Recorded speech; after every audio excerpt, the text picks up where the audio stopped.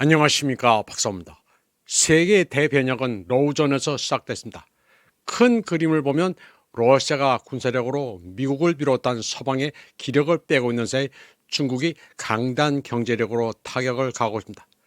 하나만 상대도 벅찬 미국이 러중을 동시에 상대하다 보니 미국의 패권은 완전히 기울고 있습니다.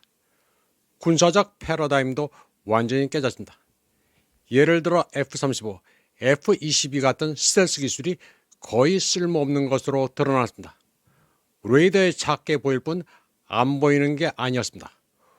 혼자서만 안 보이는 것으로 착각했을 뿐입니다. 발틱해서 초계 중이던 F-35가 수호의 전투기에 요격당하는가 하면 러시아 S-400도 겁내고 있습니다. 미국이 돈값을 자랑하던 군사 기술들이 사실 별게 아닌 것으로 로우전을 계기로 드러났습니다. 해양 국가 세력 투사의 상징인 항공모함도 그 효용을 다하고 있습니다. 물론 중국도 항공모함을 키우고 있지만 그것은 미사일의 펀치가 길기 때문에 가능한 것입니다.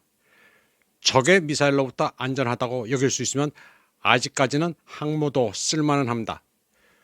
중국과 러시아 연합은 미국이 당해낼 수 없습니다. 중국은 북방이 안정됐을 때 전성기를 구가했습니다. 과거 역사에서 중국의 북방을 괴롭히던 흉노, 몽골 대신 지금은 러시아가 자리하고 있습니다. 러시아가 겨우 우크라이나를 3년 넘게 상대한다고 조롱하기도 하는데 러시아는 사실 굉장히 강력합니다. 사실 서구의 수십 개 국가를 상대로 조자룡처럼 싸우고 있습니다. 러시아는 보통 5년, 7년 가까이 전쟁을 한 적도 많습니다. 역사적인 경험이 있어 공간 개념이 서구와는 다릅니다. 일시적으로 패퇴하더라도 다시 몰려와 특정 지역을 포위해 점령하는 저력이 있습니다. 나폴레옹과 히틀러를 거의 단독으로 패퇴시킨 러시아는 불사조입니다. 이제 미국이 이끄는 단극 패권은 운명이 결정됐습니다. 막대한 자금이 경제 시스템에 투입돼도 밑빠진 독입니다. 동맹국들을 수탈해도 감당할 수가 없습니다. 쓸데없이 관세 전쟁을 벌여 국내 인플레이션만 가중시키고 있습니다. 그런 와중에도 나토를 들들 볶아 미국 군수산업에 일감을 줄여 발버둥 치고 있습니다. 그러는 한편 EU와 동맹국들에게는 미국에서 턱없이 비싼 에너지원을 구매하라고 닥달하고 있습니다. 어떻게든 돈을 긁어모으려 하지만 남을 망하게 하고 혼자 잘 될 수는 없습니다. 이 모든 것에도 불구하고 미국은 작년 대비 GDP가 크게 감소하고 있습니다. 지난해 2.7%였던 성장률은 올해 1.6%에 그칠 것으로 예상됩니다.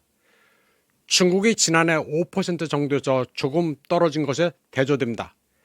미국 경제 성장의 가장 큰 비중을 차지하는 것은 주로 IT로 엔비디아와 오라클이 두드러집니다.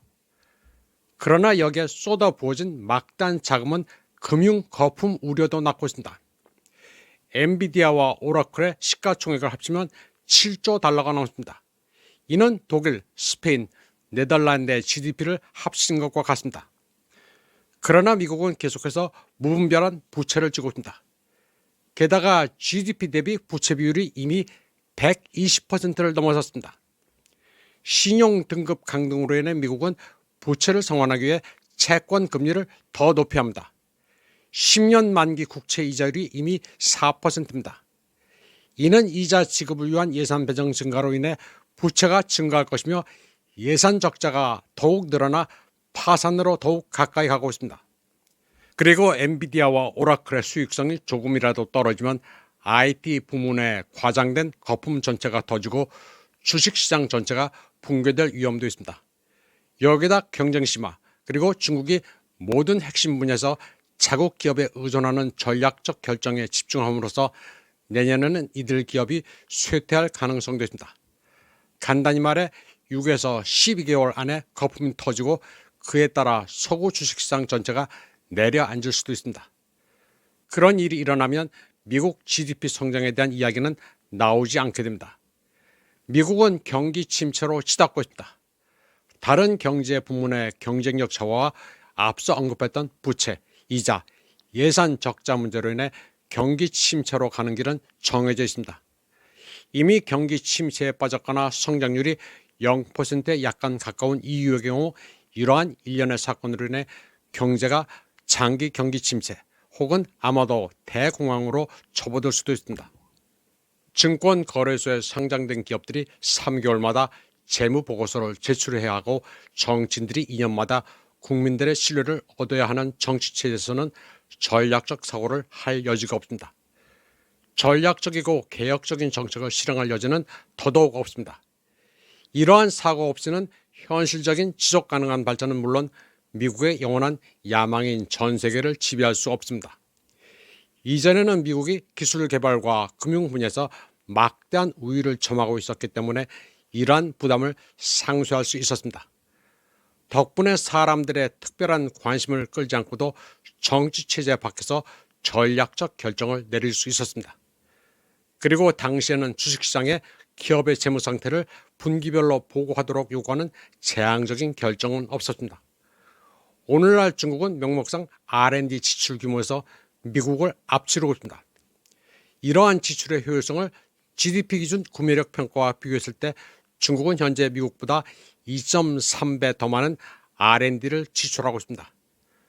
또한 중국에서는 모든 똑똑한 아이들이 최고의 연구와 과학적 성과를 달성할 기회를 누리는 반면 미국에서는 이러한 기회가 거의 상류층 아이들에게만 주어진다는 점을 주목해야 합니다. 간단히 말해 미국은 기술 개발 경쟁에서 패배했습니다.